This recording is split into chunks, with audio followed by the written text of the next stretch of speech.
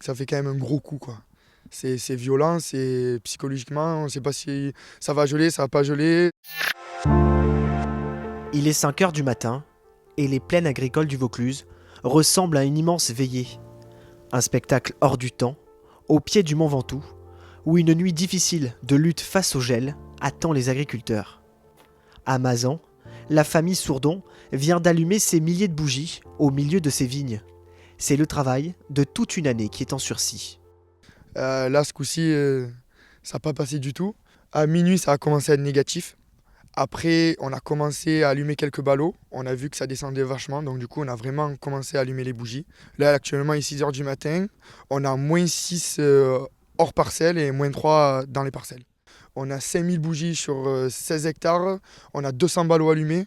On fait au maximum de fumée possible, mais il n'y a plus qu'à croiser les doigts. Les gelées printanières sont un calvaire pour les agriculteurs impuissants. Une nuit d'attente où le thermomètre frôle les -5 degrés. Il faut à tout prix protéger les bourgeons.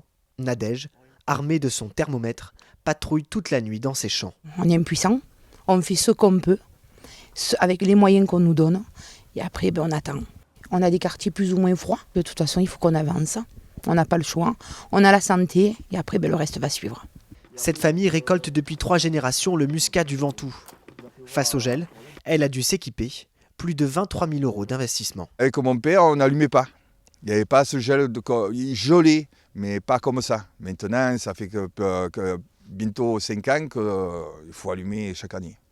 Au lever du soleil, la famille Sourdon estime entre 30 et 50% de pertes, malgré de gros moyens engagés. On éteint vite les bougies parce qu'on attend les prochaines gelées. D'autres, non loin de là, ont tout perdu. Adeline produit en famille des amandes depuis plus de 30 ans. Ses fruits sont littéralement grillés par le gel. Depuis 4 ans, ça devient vraiment une problématique. Chaque année, il y a du gel. On a eu du -6 pendant 2 nuits. Du coup, le fruit, on était sur petits fruits. Le fruit n'a pas tenu, gelé. C'est du jamais vu, les 20 hectares sont touchés. Et on est à, alors pour rester optimiste, on va dire 99% touchés. La mandicultrice et son associé vont rapidement lancer une cagnotte en ligne pour tenter de survivre à ce coup de froid printanier.